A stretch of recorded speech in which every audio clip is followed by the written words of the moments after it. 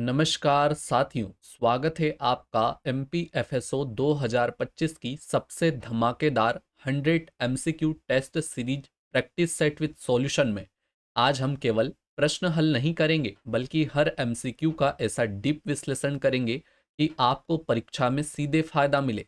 साथियों, यह सफर आसान नहीं है, लेकिन याद रखिए, कड़ी मेहनत से बड़ी जीत मिलती है और लगातार अभ्यास ही सफलता की कुंजी है। आज की क्लास के बाद न सिर्फ आपका आत्मविश्वास बढ़ेगा, बल्कि आपको अगले वीडियो का बेसब्री से इंतजार रहेगा। तो चलिए शुरू करते हैं निर्माण आईएएस के साथ और जुड़ते हैं रूस सर की अनोखी शैली में, जहां हर सवाल का हल मिलेगा और हर हल से मिलेगी नई प्रेरणा। अगर वीडियो पसंद आए तो लाइक कीजिएगा, चैनल को सब्सक्राइब भी कीजिएगा ताकि आने वाले अगले वीडियो का नोटिफिकेशन सबसे पहले मिले। आज का हमारा पहला क्वेश्चन, जीवाणु विज्ञान के जनक कौन है? ठीक है। Option A Peter Drucker, option B Antonie van Leeuwenhoek, option C Louis Pasteur या ऑप्शन डी एडवर्ड जेनर। इसका करेक्ट आंसर होता है option B Antonie van Leeuwenhoek. Antonie van Leeuwenhoek को क्या कहा जाता है? एंटोनी वॉन ल्यूवेनहॉक को कहा जाता है जीवाणु विज्ञान का जनक। भाई साहब, तो पीटर ड्रकर कौन है? पीटर ड्रकर, जिन्हें आधुनिक प्रबंधन का, ठीक है, यानी कि मॉडर्न मैनेजमेंट MM का जनक कहा जाता है, आधुनिक प्रबंधन का जनक कहा जाता है पीटर ड्रकर को। लुइस पाश्चर कौन है? लुइस पाश्चर, जिन्होंने जीवाणु सिद्धांत दिया। पाश्चुरीकरण, पाश्चुरीकरण जो कि आपने कई बार पढ़ा होगा पूरे सिलेबस के दौरान। पाश्चुरीकरण की खोज किसके माध्यम से हुई? लुइस पाश्चर के माध्यम से की गई थी। रेबीज टीका किसके माध्यम से खोजा गया? तो लुइस पाश्चर के माध्यम से। अब हम बात करते हैं एडवर्ड जेनर। एडवर्ड जेनर कौन थे? तो जिन्होंने चेचक टीके का आविष्कार किया था स्मॉल पॉक्स के दौरान। ठीक है, चेचक का टीका एडवर्ड जेनर के द्वारा। जीवाणु विज्ञान का जनक कौन है? Antony van Leeuwenhoek. जीवाणु कहते किसे हैं? तो जीवाणु एक कोशिकीय तथा बहुकोशिकीय प्रोकैरियोटिक सूक्ष्मजीव होते हैं, जिन्हें केवल सूक्ष्मदर्शी द्वारा, यानी कि माइक्रोस्कोप के माध्यम से ही देखा जा सकता है। वर्ष 1676 में एंटोनी वॉन ल्यूवेनहॉक हॉलैंड के वैज्ञानिक थे, जिन्होंने जीवाणु की खोज की थी। इसी कारण इन्हें जीवाणु विज्ञान का पिता कहा जाता है। अगला क्वेश्चन देखते हैं। जीवाणु यानी कि बैक्टीरिया से संबंधित निम्नलिखित कथनों पर विचार कीजिए। पहला, जीवाणु एक कोशिकीय तथा बहुकोशिकीय प्रोकैरियोटिक सूक्ष्मजीव होते हैं। बिल्कुल साहब, एहनबर्ग ने, ठीक है, इन्हें इन सूक्ष्मजीवों को जीवाणु नाम दिया। बिल्कुल। और जीवाणु का आकार 2.5 माइक्रोन से 5 माइक्रोन व्यास का होता है। फोर्थ होता है, इनकी कोशिका भित्ति काइटिन की बनी होती है। बिल्कुल साहब, जीवाणु की जो कोशिका भित्ति बनी होती है वो किसकी बनती है? तो काइटिन की बनी होती है। अगला क्वेश्चन, यानी कि ऑप्शन डी करेक्ट। 1 2 3 4 चारों क्या है इसमें? सत्य है। अब हम बात करते हैं आधुनिक जीवाणु विज्ञान का जनक कौन है। पहले जीवाणु विज्ञान का जनक अगर पूछे तो एंटोनी वॉन ल्यूवेनहॉक, जबकि आधुनिक जीवाणु विज्ञान का जनक अगर पूछे तो वो है रॉबर्ट कोच। रॉबर्ट कोच कैसे? तो भाई साहब, आधुनिक जीवाणु विज्ञान के जनक है, जर्मन चिकित्सक है और सूक्ष्मजीव वैज्ञानिक है। जबकि लुइस पाश्चर कौन थे? तो लुइस पाश्चर थे माइक्रोबायोलॉजी के पिता। सूक्ष्म जीव विज्ञान के पिता कौन है? तो सूक्ष्म जीव विज्ञान के पिता हैं वो है लुइस पाश्चर। रॉबर्ट कोच कौन है? तो रॉबर्ट कोच है भाई साहब आधुनिक जीवाणु विज्ञान का जनक।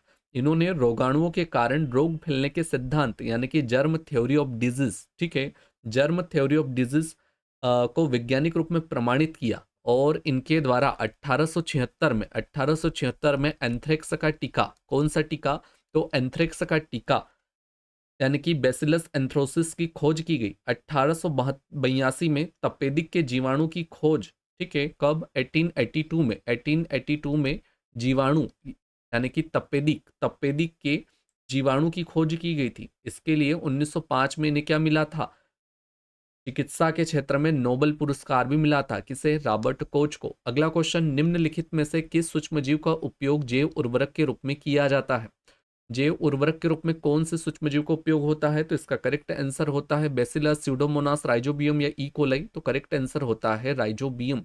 राइजोबियम का उपयोग जो होता है वो किसके रूप में होता है? तो राइजोबियम का उपयोग किया जाता है सूक्ष्मजीव में जैव उत्प्रेरक, यानी कि जैव उर्वरक के रूप में उपयोग होता है।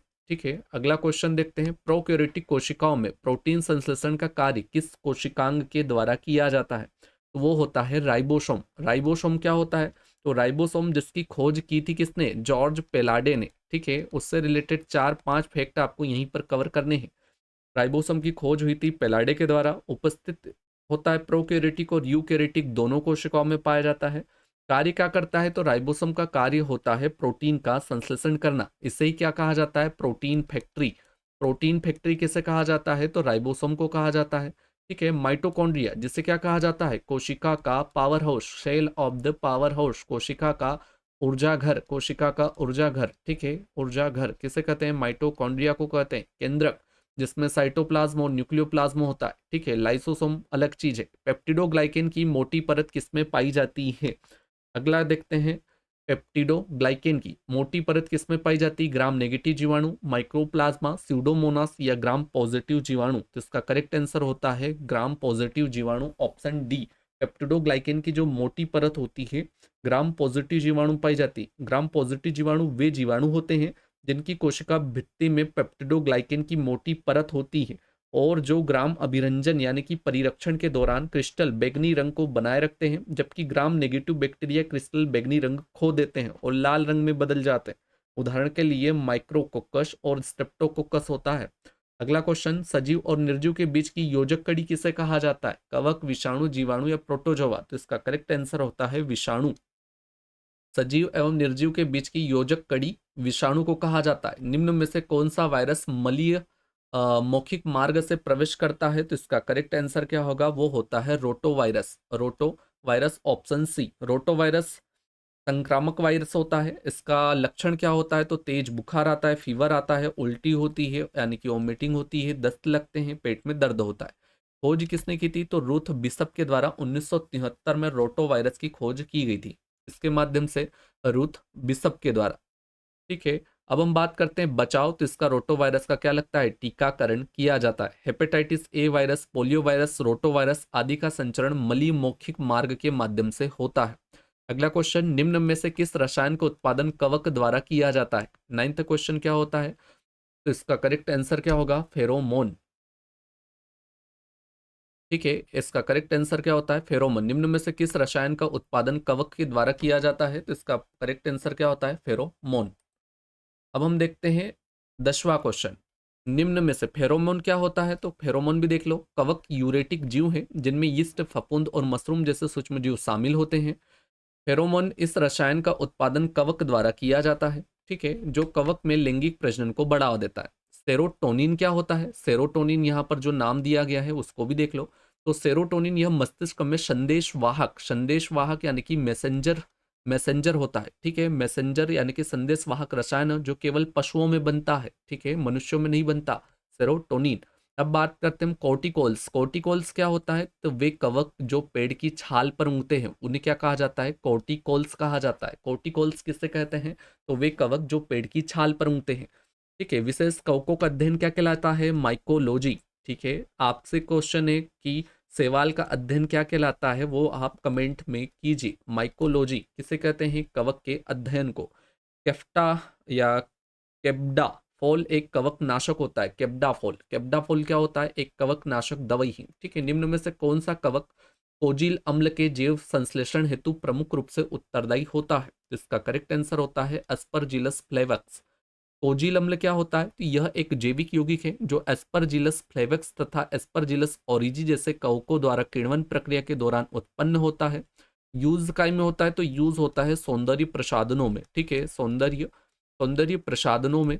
उसके बाद किसमें? तो खाद्य उद, वो औषधि उद्योग में यानी कि आयुर्वेद में। ठीक है। औषधि, औषधि में। ठीक है।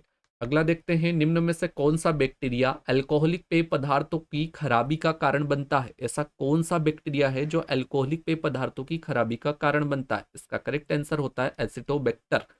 एसिडोबैक्टर ये बैक्टीरिया छड़ के आकार की, कैसे आकार की? छड़निमा। ठीक है। छड़ के आकार की गतिशील बैक्टीरिया है जो सब्जियों, फलों, खट्टे और मादक पेय पदार्थों में पाए जाते हैं। बैक्टीरिया एथिल अल्कोहल को एसिटिक अम्ल में ऑक्सीकृत करते हैं। ये बैक्टीरिया अल्कोहलिक पेय पदार्थों की खराबी का कारण भी बनता है।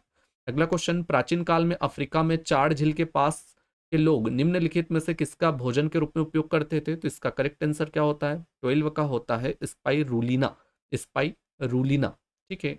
स्पाइरूलिना एक साइनोबैक्टीरिया यानी कि नीला हरा शैवाल है जो iron, linoleic acid, protein, vitamin B 12, phycocyanin आदि पोषक तत्वों से भरपूर होता है। अफ्रीका में चाड़ झील के पास लॉग स्पाइरुलिना प्रजाति की भोजन के रूप में उपयोग की जाती है।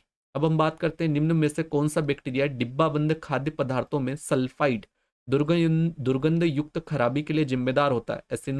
एसिनोटोबैक्टर, कैम्पाइलोबैक्टर, जीनस विब्रियो या क्लास्ट्रीडियम निग्रोफिकेस? इसका करेक्ट आंसर क्या होगा? Option D. ऑप्शन डी क्या कहता है? तो क्लास्ट्रीडियम निग्रोफिंकेरा, क्लास्ट्रीडियम निग्री फिंकेरा। ठीक है, ये क्या होता है? तो ये क्लास्ट्रीडियम वंश के सूक्ष्म जीव होते हैं, सूक्ष्म जीव होते हैं क्लास्ट्रीडियम वंश के। ठीक है, जो डिब्बाबंद खाद्य पदार्थों में सल्फाइड युक्त दुर्गंध युक्त खराबी के लिए जिम्मेदार होते हैं, सल्फाइड जैसा गंध आता है। ठीक है, अब इनको क्लास्ट्रीडियम निग्रीफेंकस या डिसफेलोटोमाक्लम कहा जाता है। क्या कहा जाता है? डिसल्फोटोमाक्लम। अगला क्वेश्चन देखते हैं 14 नंबर। निम्न में से कौन सा सूक्ष्म जीव खाद्य जनित बीमारियों का कारण है? तो वो होता है लिस्टेरिया मोनोसाइटोजेंस। ठीक है, एक गंभीर खाद्य जनित रोगाणुजनक जीवाणु है। प्रकार ग्राम पॉजिटिव जीवाणु होता है। आकार छड़नुमा आकार होता है।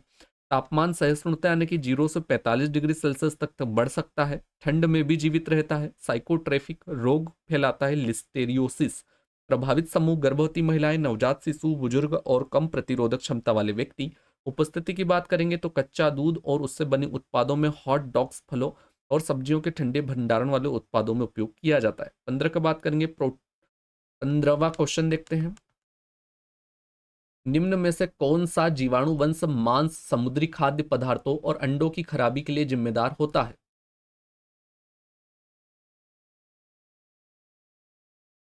ठीक है, इसका करेक्ट आंसर क्या होता है? 15 का क्या होता है? ऑप्शन सी प्रोटियस वंश। प्रोटियस वंश जो होता है वो क्या करता है? तो भाई साहब समुद्री खाद्य पदार्थों और अंडों की खराबी के लिए जिम्मेदार होता है प्रोटियस वंश। ठीक है, यह एक ग्राम नेगेटिव बैक्टीरिया का वंश होता है जो कि एटेरोबैक्टीरियासी परिवार से संबंधित है। इस वंश के बैक्टीरिया मांस, समुद्री खाद्य पदार्थ और अंडों की खराबी के लिए जिम्मेदार होते हैं। उदाहरण के इसमें क्या होता है? तो इसमें होता है प्रोटियस मिला रिबिस, प्रोटियस बुल्गारिस। अगला क्वेश्चन देखते हैं। निम्न में से कौन से एंजाइम को का मोल्ड स्वयं उत्पादन करता है? एमाइलेज का, लाइपेज का, पेक्टिनेज का, उपयुक्त सभी? तो इसका करेक्ट आंसर होगा ऑप्शन डी, उपयुक्त सभी। ठीक है, निम्न में से कौन सा आभासी या अपूर्ण यीस्ट मक्खन और ओलियो मार्जरीन को नष्ट करता है? इसका करेक्ट आंसर क्या होगा? ऑप्शन बी, सी लिपोलाइटिका। ये केडिडा वंश का आभासी या अपूर्ण ईस्ट है जो मक्खन और ओलियो मार्जरीन को नष्ट कर सकता है। उपयोग की बात करेंगे तो इसमें साइट्रिक अम्ल का उत्पादन, लिपिड उत्पादन, जैव ईंधन, खाद्य और फार्मास्यूटिकल उद्योगों में किया जाता है। खाद्य संरक्षण के मूल सिद्धांतों में मुख्य रूप से शामिल है। कौन शामिल होता है? तो इसका करेक्ट आंसर होता है ऑप्शन सी, सूक्ष्म जीवों की वृद्धि शामिल है और गतिविधि भी शामिल है। सूक्ष्म जीवों की वृद्धि और गतिविधि भी शामिल होती है। ठीक है, अगला क्वेश्चन देखते हैं 19 नंबर का। एक्सोटॉक्सिन। ठीक है, क्या होता है एक्सोटॉक्सिन्स? क्या होता है? तो एक्सोटॉक्सिन्स क्या है? जीवाणु बैक्टीरिया द्वारा स्रावित प्रोटीन है। बैक्टीरिया की मृत्यु और विघटन के पश्चात स्रावित प्रोटीन है। ऑप्शन सी केवल ग्राम पॉजिटिव बैक्टीरिया द्वारा निर्मित प्रोटीन है, उपयुक्त सभी। इसका करेक्ट आंसर क्या हो जाएगा? 19 का ए, यानी कि जीवित बैक्टीरिया द्वारा स्रावित प्रोटीन होता है। ठीक है, जीवित बैक्टीरिया द्वारा स्रावित प्रोटीन क्या कहलाता है? एक्सोटॉक्सिन कहलाता है। एक्सोटॉक्सिन जीवित बैक्टीरिया द्वारा स्रावित प्रोटीन है जिसे ग्राम पॉजिटिव और कुछ ग्राम नेगेटिव दोनों प्रकार के जीवाणुओं के द्वारा निर्मित किया जाता है। प्रकृति रासायनिक प्रकृति के प्रोटीन होते हैं। ये विषाक्त प्रोटीन होते हैं जो टिटेनस, बोटुलिज्म और डिप्थीरिया जैसे रोगों के रोग कारक होते हैं। अगला क्वेश्चन, निम्न में से कौन सा पौधों में प्राकृतिक रूप से पाया जाने वाला विषाक्त पदार्थ नहीं है? कौन सा नहीं है? तो इसका करेक्ट आंसर क्या होगा? इसका करेक्ट आंसर होगा पैरालाइटिक सेलफिश पॉइजनिंग। ठीक है, पैरालाइटिक सेलफिश पॉइजनिंग प्राकृतिक रूप में पाया जाने वाला एक समुद्री जैविक, ठीक है, समुद्री समुद्री जैव विष है। कौन सा समुद्री जैव विष होता है? तो वो होता है पैरालाइटिक सेलफिश पॉइजनिंग। ठीक है, समुद्री जैव विष है जो कुछ सूक्ष्म शैवाल प्रजातियों द्वारा उत्पन्न होता है। अतः स्पष्ट है कि यह एक प्राकृतिक पादप विष नहीं है। ग्लाइको एल्काइड्स, लेक्टिन्स, साइनाइड और ग्लाइकोसाइड्स और अफ्लोसोटस पौधों में प्राकृतिक रूप से पाया जाने वाला पादप विष होता है। ठीक है, अगला देखते हैं स्क्रोम्बाइड विषाक्तता का मुख्य कारण क्या होता है? जेरेलोनॉन होता है, पेटुलिन होता है, एफ्लाटॉक्सिन होता है या हिस्टामीन होता है? इसका करेक्ट आंसर होगा हिस्टामीन, हिस्टामीन। ठीक है। स्क्रम्बोब्राइड विषाक्तता एक प्रकार की खाद्य विषाक्तता है जो ऐसी समुद्री मछली को खाने से होती है जिसमें हिस्टिडीन नामक रसायन उच्च मात्रा में पाया जाता है। क्या होना चाहिए? हिस्टिडीन कैसा होना चाहिए? उच्च मात्रा में होना चाहिए। कुछ मछलियों जैसे कि टूना, मैक्रेल, बोनिटो, सार्डील आदि में अनुचित भंडारण के कारण बैक्टीरिया द्वारा हिस्टिडीन हिस्टामाइन में परिवर्तित कर दिया जाता है। हिस्टामाइन युक्त मछली का सेवन करने से स्क्रम्बोइड खाद्य विषाक्तता उत्पन्न होती है। प्रभाव त्वचा पर चकत्ते, मितली, सिरदर्द इत्यादि भी होते हैं। अगला क्वेश्चन, कैंपिलोबैक्टीरिया बैक्टर संक्रमण किसके द्वारा होता है? तो कैंपिलोबैक्टर जो संक्रमण होता है वो होता है कैंपिलोबैक्टर जूजनी बैक्टीरिया, जेजूनी बैक्टीरिया। ठीक है। जीवाणु आधारित खाद्य जनित रोग होता है। कैसा रोग होता है? तो खाद्य जनित रोग होता है, जीवाणु आधारित खाद्य जनित रोग होता है। ठीक है। हम बात करते हैं जीवाणु कौन होता है, तो कैंपिलोबैक्टर जेजुनी होता है। लक्षण क्या होते हैं? तो दस्त, पेट दर्द, बुखार, कमजोरी, उल्टी इत्यादि होती है। स्रोत कच्चा दूध, अधपका चिकन, मांस, दूषित पेयजल आदि। अगला क्वेश्चन, समुद्री खाद्य विषाक्तता के कारण गहरे आतंक के रूप में जाना जाने वाला जीवाणु किसी भी खाद्य जनित जीवाणु की तुलना में सबसे अधिक मृत्यु दर के साथ होता है। इसका करेक्ट आंसर क्या होगा? वो होता है विब्रियो वुलिनिफिकस, विब्रियो उलिनिफिकस, ऑप्शन बी। ठीक है। विब्रियो वुलिनिफिकस एक ग्राम नेगेटिक या ग्राम नेगेटिव जीवाणु विब्रियोसिस का एक प्रकार है जो मुख्यतः गर्म जल समुद्री जल में पाया जाता है। यह मनुष्यों में गंभीर और घातक संक्रमण हेतु जाना जाता है। कारण समुद्री खाद्य विषाक्तता, कच्चा या अधपका समुद्री खाद्य पदार्थ खाने से रोग, गंभीर पेट दर्द, उल्टी, बुखार, त्वचा संक्रमण इत्यादि होता है। अगला क्वेश्चन, खाद्य पदार्थों का हल्का ताप उपचार जो रोगाणुओं को नष्ट करता है क्या कहलाता है? मोस्ट आईएमपी है और पहले भी आपने पढ़ा है, और इसके सेल्फ जीवन को बढ़ाता है। क्या कहलाता है? खाद्य पदार्थों का हल्का ताप उपचार जो रोगाणुओं को नष्ट करता है और उसके सेल्फ जीवन को बढ़ाता है क्या कहलाता है? बेकिंग, ब्लीचिंग, स्टरलाइजेशन या पाश्चुरीकरण? तो वो होता है पाश्चुरीकरण। पाश्चुरीकरण ये एक उष्मा उपचार प्रक्रिया है जो रोगजनक सूक्ष्म जीवों को नष्ट करने और उत्पाद की सेल्फ लाइफ बढ़ाने के लिए उपयोग की जाती है। उपयोग तरल और अर्ध तरल खाद्य पदार्थों में। खोजकर्ता कौन है? तो खोजकर्ता होते हैं लुई पाश्चर। ठीक है। अभी भी बताया, पहले भी बताया था, लुईस पाश्चर द्वारा पाश्चुरीकरण की खोज हुई थी। अगला क्वेश्चन, टॉक्सोप्लाज्मोसिस बीमारी। ठीक है। टॉक्सोप्लाज्मोसिस बीमारी किसके कारण होती है? तो इसका करेक्ट आंसर होगा टॉक्सोप्लाज्मा गोंडी के द्वारा। Toxoplasma Gondi, option D. ठीक है। टॉक्सोप्लाज्मोसिस एक रोग है जो कि टॉक्सोप्लाज्मा गोंडी नामक प्रोटोजोआ के कारण होता है। ये क्या है? एक प्रोटोजोआ है, बैक्टीरिया नहीं है। ठीक है। प्रोटोजोआ के कारण। ठीक है। अगला क्वेश्चन देखते हैं, निम्नलिखित में से किस प्रसंस्करण विधि में के बाद एसेप्टिक पैकेजिंग का उपयोग किया जाता है? एसेप्टिक पैकेजिंग का उपयोग किया जाता है तो वो होता है यूएसटी पाश्चुरीकरण। क्या होता है यूएसटी का फुल फॉर्म? बताइए, कमेंट कीजिए। अगर आपने हमारी थ्योरी बेसिस क्लासेस नहीं देखी है तो एक बार जरूर देखिएगा। कम समय में सटीक तैयारी, कंप्लीट सिलेबस करवाया गया। यूएसटी, यूएसटी का फुल फॉर्म होता है अल्ट्रा हाई टेम्परेचर पाश्चुरीकरण। एक ऐसी प्रक्रिया है जिसमें दूध या अन्य तरल खाद्य पदार्थों को लगभग 135 डिग्री सेल्सियस से, कितना, 135 डिग्री सेल्सियस से लगाकर 150 यानी कि 150 डिग्री सेल्सियस तापमान पर 2 से 5 सेकंड तक के लिए, कितना सेकंड? 2 से 5 सेकंड के लिए। ठीक है। गर्म किया जाता है ताकि सभी सूक्ष्म जीव नष्ट हो जाए और उत्पाद को बिना फ्रीज में रखे भी लंबे समय तक सुरक्षित रखा जा सके। अगला क्वेश्चन देखते हैं, 27वां। साइटोटॉक्सिन्स में शरीर साइटोटॉक्सिन से शरीर का कौन सा अंग प्रभावित होता है? तो साइटोटॉक्सिन से प्रभावित होती हैं कोशिकाएं। ठीक है। कोशिकाएं होती हैं ऐसे विष जो सीधे कोशिकाओं के लिए विषैले होते हैं और उन्हें नुकसान पहुंचाते हैं या मारते हैं। उदाहरण के लिए सिगाटॉक्सिन आंतों की कोशिकाओं को नुकसान पहुंचाता है। रिजिन। ठीक है। यहाँ पर दो नाम आपको दे रहे हैं। ऐसा कौन सा साइटोटॉक्सिन होता है जो कि आंत की कोशिकाओं को, तो वो होता है सिगाटॉक्सिन आंतों की कोशिकाओं को नुकसान पहुंचाता है। वहीं बात करें हम रीजिन की, रीजिन क्या होता है? तो रीजिन जो कि प्रोटीन संश्लेषण को बाधित करता है। अगला क्वेश्चन, क्लास्ट्रीडियम परफ्रिंजेस खाद्य विषाक्तता किस सूक्ष्म जीव के कारण होती है? बैसिलस सेरेंस, स्टेफिलोकोकस, क्लास्ट्रीडियम बोटुलिनम या क्लास्ट्रीडियम परफ्रिंकेश? तो इसका करेक्ट आंसर क्या होता है? Clostridium botulinum. क्लास्ट्रीडियम परफ्रिंजेस खाद्य विषाक्तता किस सूक्ष्म जीव के कारण होती है? क्लास्ट्रीडियम बोटुलिनम के कारण होती है। अब बात करते हैं अगला क्वेश्चन, माफी चाहेंगे। क्लास्ट्रीडियम परफ्रिंजेस, यहाँ पर नाम से स्पष्ट हो रहा है परफ्रिंजेस यानी कि क्लास्ट्रीडियम परफ्रिंजेस, ऑप्शन डी इसका करेक्ट आंसर होगा। ठीक है, अगला क्वेश्चन देखते हैं। फ्लॉपी यानी कि फ्लॉपी बेबी सिंड्रोम का कारण क्या होता है? तो फ्लॉपी बेबी सिंड्रोम का कारण होता है क्लास्ट्रीडियम बोटुलिनम, ऑप्शन ए। निम्न में से कौन सी खाद्य जनित बीमारी लिस्टेरिया मोनोसाइटोजेनम सूक्ष्म जीव के कारण होती है? तो इसका कारण करेक्ट आंसर होगा लिस्टेरिया, लिस्टेरियोसिस होता है। ठीक है, अगला क्वेश्चन देखते हैं। रोकेफोर्टाइन, रोकेफोर्टाइन क्या होता है? तो रोकेफोर्टाइन क्या होता है? एफ्लाटॉक्सिन है, माइक्रोटॉक्सिन्स है, तो इसका करेक्ट आंसर होगा माइक्रोटॉक्सिन्स होता है। ठीक है, रोकेफोर्टाइन प्राकृतिक रूप में पाया जाने वाला एक माइक्रोटॉक्सिन्स है। यह फलों और पनीर में पाया जाता है। यह उच्च खुराक और जहरीला हो सकता है।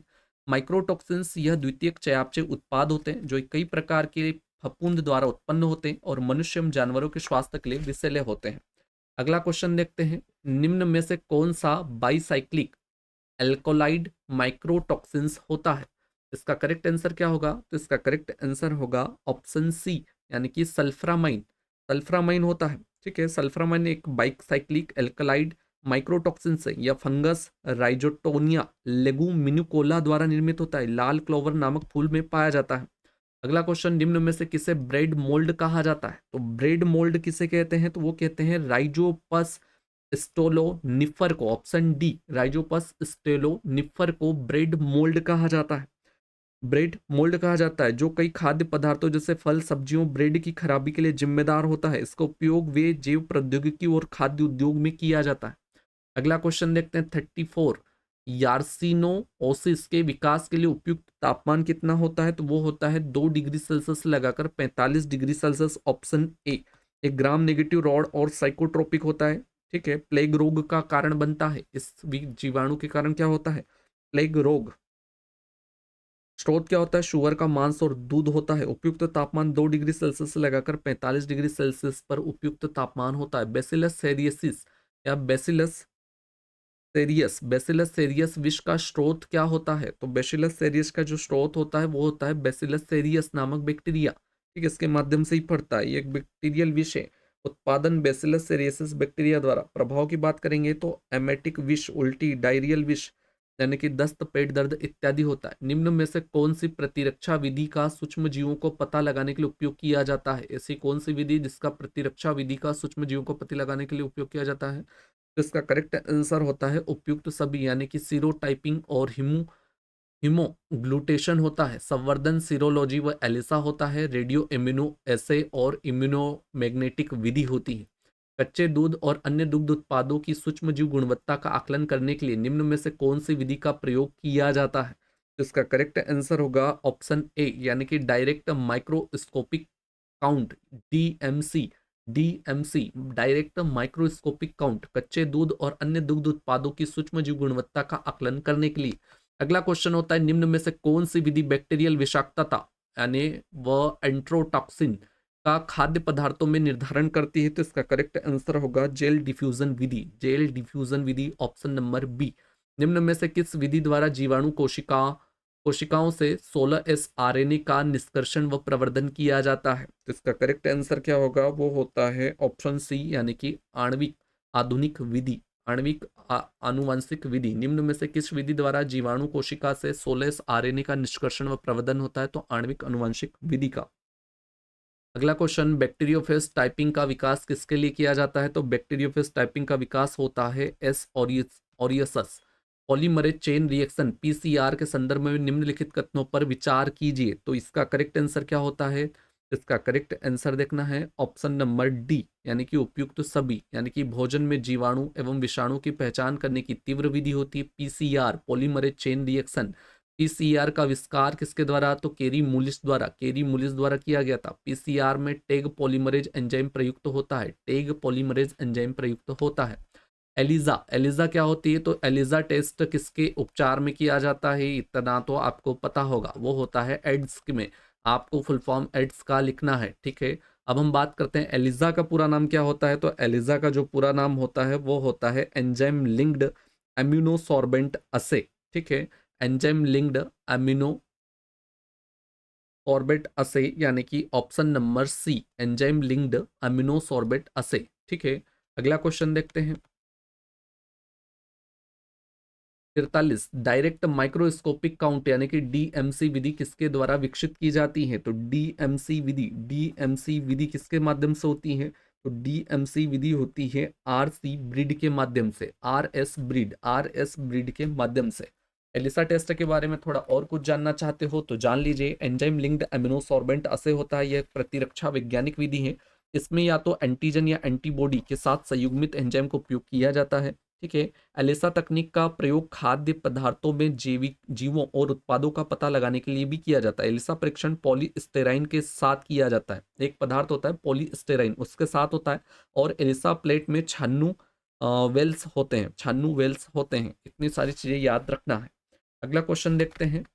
आरएस ब्रीड के बाद 44वां नंबर का क्या होता है? तो गिनी पिंग की आंत कोशिकाओं के संदर्भ में असत्य कथन कौन सा होता है? इसका प्रथम प्रयोग लिजुमा एट एल ने किया था।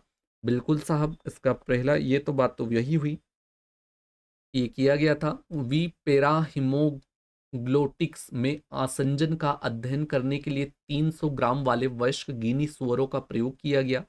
होमोजीन में कोशिकाओं की संख्या को प्लेटिंग द्वारा निर्धारित नहीं किया जाता। ये क्या होता है? असत्य होता है, बल्कि किया जाता है।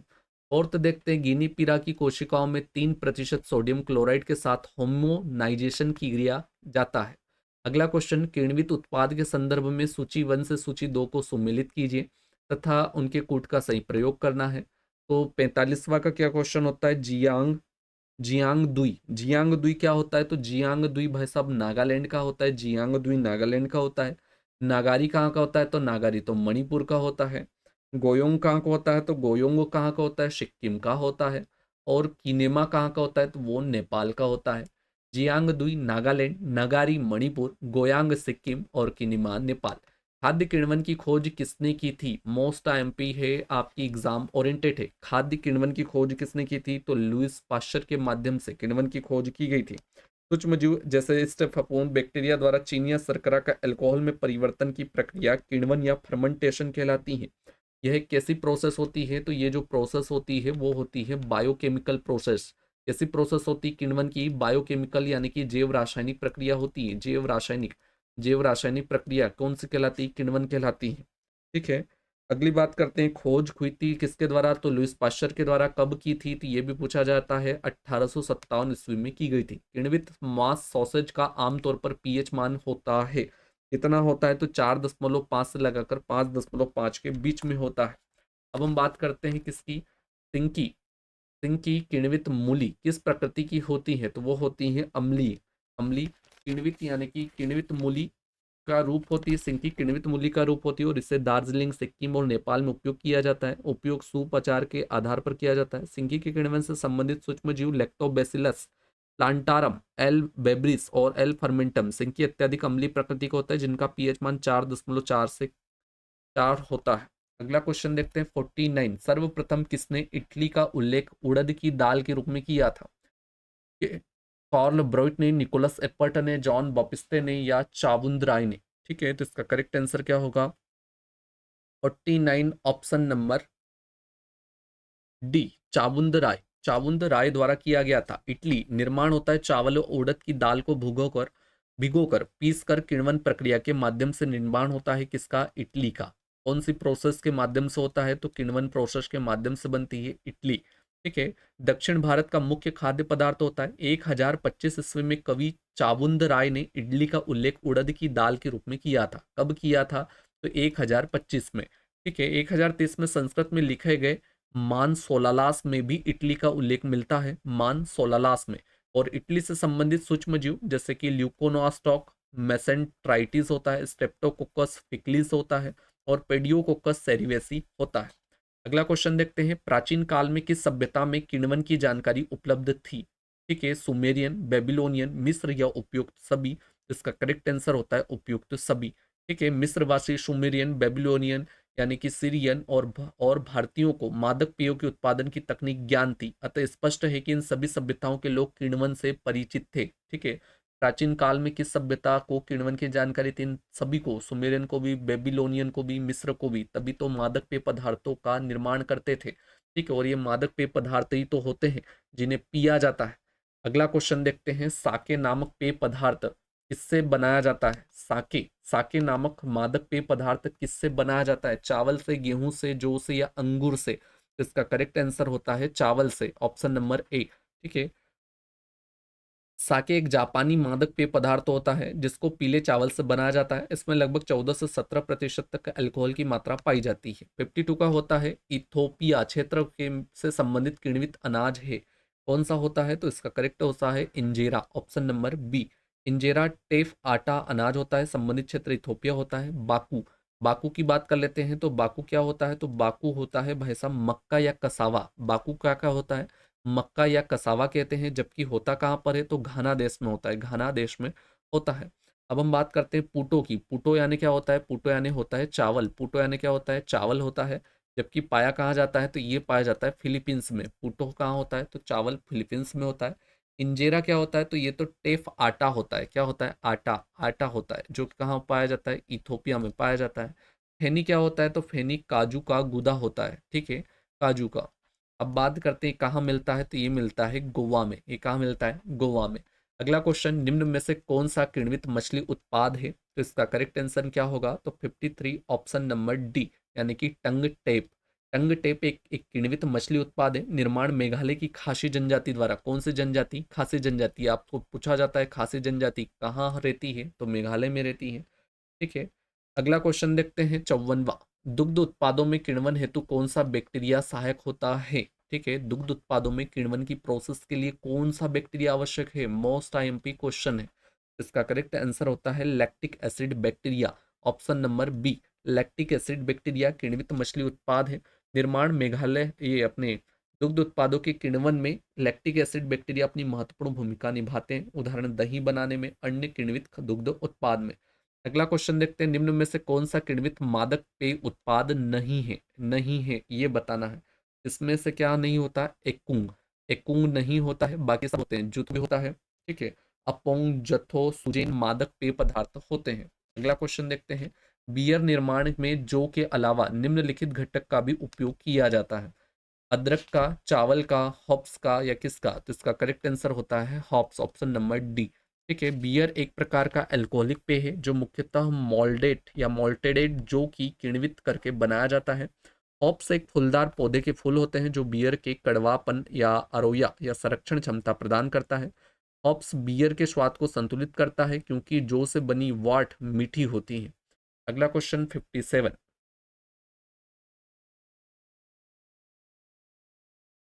अगला क्वेश्चन देखते हैं 57 नंबर, निम्नलिखित में से अंगूर की शराब से प्राप्त आशुद्ध पेय पदार्थ कौन सा होता है? विस्की होता है, रम होता है, ब्रांडी होता है, उपयुक्त सभी होता है। इसका करेक्ट आंसर क्या होगा? Option number C, brandy.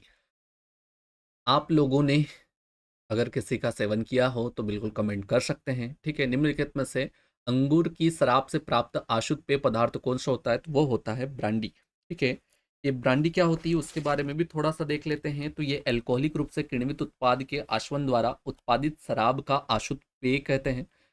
रस, गन्ने के रस और विस्की अनाज में से बनाई जाती है। ब्रांडी अंगूर की शराब से प्राप्त आशुद्ध पेय पदार्थ होता है, ठीक है। अगला क्वेश्चन देखते हैं, एसिटिक अम्ल या लैक्टिक अम्ल को कार्बन डाइऑक्साइड में कार्बन डाइऑक्साइड में कौन परिवर्तित करता है? एसिटिक अम्ल या लैक्टिक अम्ल को CO2 में कौन परिवर्तित करेगा? ठीक है, डायरेक्ट यही क्वेश्चन पूछा गया है।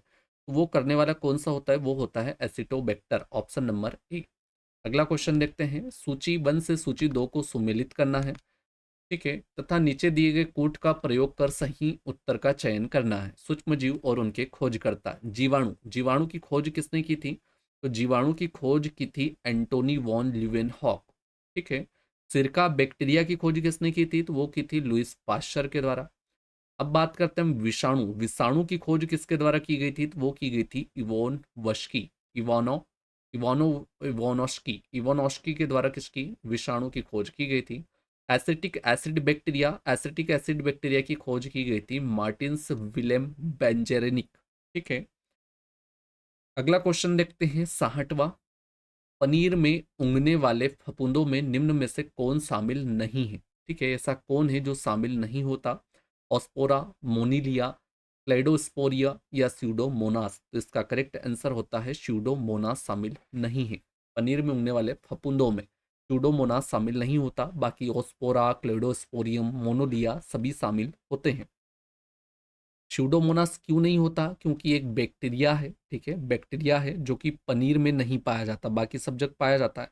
ठीक है, अब हम बात करते हैं 61। विशेषज्ञों के अनुसार किण्वित चाय किस विधि का परिणाम होती है? किण्वित चाय गीली विधि, शुष्क विधि, पत्ती में मौजूद एंजाइम और सूक्ष्म जीवों की क्रिया या उपयुक्त सभी? तो 61 का होता है ऑप्शन सी।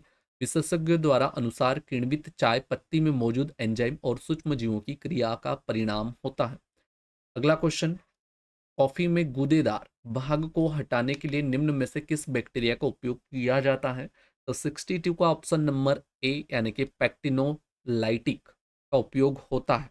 ठीक है, कॉफी के गूदेदार भाग को हटाने के लिए पैक्टिनोलाइटिक बैक्टीरिया का उपयोग किया जाता है। तत्पश्चात कॉफी बीन्स को धोकर सुखाया जाता है। मोल्ड या पैक्टिनोलाइटिक बैक्टीरिया द्वारा पैक्टिनोलाइटिक एंजाइम उत्पादित होता है। अगला क्वेश्चन 63, सोया सॉस निर्माण में प्रयुक्त होने वाला मुख्य सूक्ष्मजीव कौन सा होता है? तो 63 का होता है ऑप्शन नंबर बी एस्परजिलस।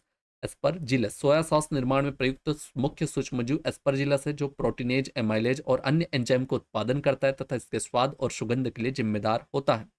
अगला क्वेश्चन, सूची 1 से सूची 2 को सम्मिलित करना है। साके, साके क्या होता है? तो साके एक भाई शब्द चावल होता है। साके क्या होता है? चावल। उत्पाद और सामग्री, साके चावल का उत्पादन करता है, सामग्री। अब बात करते हैं हम घुरपी की, तो घुरपी क्या होता है? घुरपी दूध का करता है, घुरपी दूध। नट्टो, नट्टो क्या होता है? तो नट्टो सोयाबीन का करता है, नट्टो सोयाबीन का करता है। और सारक्रॉट किसका? तो पत्ता गोभी का करता है। ठीक है, सूची 1 से सूची 2 को उत्पाद और उनके सामग्री का मिलान हमने किया। इसका करेक्ट आंसर पूछे तो ऑप्शन नंबर सी लगा देना। निम्नलिखित कथनों में से असत्य कथन का चयन करना है। ठीक है, 65 असत्य कथन बताना है। तो असत्य कथन क्या है वो भी देखेंगे। अंग खाक का उपयोग मछली और अन्य खाद्य उत्पादों को रंगने एवं स्वाद के लिए किया जाता है, बिल्कुल सत्य है साहब। नट्टों को उबलते हुए सोयाबीन की चावल की भूसी में लपेट कर बनाया जाता है, ये भी सत्य है। टेम्पे खाद्य पदार्थ एक इंडोनेशियाई किण्वित खाद्य उत्पाद पदार्थ, ये भी बिल्कुल सत्य है। सोयाबीन पनीर का एक भारतीय किण्वित भोजन है, ये क्या है? गलत है। विकल्प डी असत्य है, क्योंकि सोयाबीन पनीर एक चाइनीज किण्वित भोजन है, न कि भारतीय है। ठीक है, सोयाबीन पनीर एक चाइनीज किण्वित भोजन है, न कि भारतीय है। अगला क्वेश्चन, निम्नलिखित में से किण्वित मसाला है, किण्वित मसाला कौन सा होता है? तो किण्वित मसाला होता है भाई साहब मिजो। ठीक है, miso option number C. Miso soybean व चावल के किण्वन से प्राप्त एक जापानी मसाला। कौन सा मसाला? जापानी। मेरा जूता है जापानी वाला गाना नहीं लगाना है। ठीक है, आपका जो मसाला बता रहे हैं वो मसाला जो होता है वो होता है जापानी। ठीक है, फफूंद क्या होती है? तो एस्परजिलस ओराइजे होती है। मुख्य किण्वन में कोजी के एंजाइम इस्ट और लैक्टिक अम्ल बैक्टीरिया बेसिली शामिल होते हैं किण्वन हेतु। तापमान यहाँ पर कितना होता है? तो वो होता है 28 डिग्री सेल्सियस से लगाकर, ठीक है, 35 डिग्री सेल्सियस तक। अगला क्वेश्चन देखते हैं। 67, सब्जियों के किण्वन में कौन सा प्रमुख भूमिका निभाता है? ठीक है, तो वो निभाता है lactic acid bacteria, option number B. सब्जियों के किण्वन में लैब का उदाहरण होता है ल्यूनोस्टॉक, पेडियोकोकस और लैक्टोबैसिलिस। अब हम बात करते हैं निम्नलिखित में से कौन सा उत्पाद वायवीय किण्वन से प्राप्त किया जाता है? तो इसका करेक्ट आंसर क्या होगा? वो होता है डोसा। डोसा किससे प्राप्त होता है? तो वायवीय किण्वन से प्राप्त किया जाता है। निम्न में से कौन सा अवायवीय जीव है? तो इसका करेक्ट आंसर क्या होगा? सेक्रोमाइसिस एलिप्सोसाइडस होता है, सेक्रोमाइसिस काल्स बर्गिंसिस होता है, या ल्यूकोनोस्टॉक मेसेंटराइड्स होता है। उपयुक्त सभी, तो उपयुक्त सभी। वायुमंडल के निर्माण का श्रेय निम्न में से किस शैवाल को दिया जाता है? ठीक है, ऐसा कौन सा शैवाल था जिससे वायुमंडल के निर्माण का श्रेय देते हैं? मोस्ट एमपी क्वेश्चन आपकी एमपी एफएसओ में पूछा जाएगा। ठीक है, यहाँ पर लिखा गया है, मतलब आएगा आएगा आएगा। वायुमंडल के निर्माण का श्रेय निम्न में से किस शैवाल को दिया जाता है? तो इसका करेक्ट आंसर होता है option number B, cyanobacteria. Cyanobacteria नील हरित शैवाल होती है, ऐसे सूक्ष्मजीव जो संरचनात्मक रूप से बैक्टीरिया की तरह होते हैं, किंतु इनमें केंद्रक और कोशिकांग नहीं पाया जाता। ना ही केंद्रक होता है, ना ही कोशिकांग होता है, न्यूक्लियस नहीं पाया जाता है। ठीक है, ये ऑक्सीजनिक प्रकाश संश्लेषण करने में सक्षम होते हैं और इनमें क्लोरोफिल पाया जाता है। वैज्ञानिकों का मानना है कि साइनोबैक्टीरिया के प्रकाश संश्लेषण में पृथ्वी के प्रारंभिक वायुमंडल को ऑक्सीजन से समृद्ध कर दिया, जिससे जीवन की उत्पत्ति हुई। अतः स्पष्ट है कि वायुमंडल के निर्माण का श्रेय साइनोबैक्टीरिया शैवाल को जाता है। ठीक है। अगला क्वेश्चन, निम्न में से कौन सा किण्वित उत्पाद सोयाबीन से बनाया जाता है? तो ईबम होता है, जाज पानी होती है, तुंगू रुबई होती है, कियाड़ होती है। तो 71 का होता है तुंगू रुम्बई। तुंगू रुम्बई बनाया जाता है सोयाबीन से। ताजे दूध में मौजूद अवरोधक पदार्थ कौन सा होता है? तो वो होता है भाई साहब लैक्टोपेरोक्सीडेज और एलुटिनन्स। ठीक है, एलुटिनिन्स। ताजे दूध में लैक्टोपेरोक्सीडेज और एग्लूटिनन्स अवरोधक पदार्थ होते हैं जो दूध को खराब कर सकते हैं, लेकिन ये जल्दी ही प्रभावहीन हो जाते हैं। अगला क्वेश्चन, पाश्चुरीकृत दूध की खराबी मुख्य रूप से निर्भर करती है? पैकेजिंग सामग्री, पाश्चुरीकरण से बचे बैक्टीरिया, या थर्ड ओलिगोसेकेराइड, या फोर्थ कोलेकेशिया। तो इसका करेक्ट आंसर होगा पाश्चुरीकरण से बचे बैक्टीरिया, तत्पश्चात पाश्चुरीकरण, संक्रमण और भंडारण का तापमान। ठीक है। अगला क्वेश्चन देखते हैं, लैक्टोबैसिली खाद्य सूक्ष्मजीव विज्ञान में बैक्टीरिया के महत्वपूर्ण समूह का इष्टतम पीएच मान निम्न के किसके बीच में होता है? तो 74 का होता है 5.0 से लगाकर 6 के बीच में, ऑप्शन नंबर सी।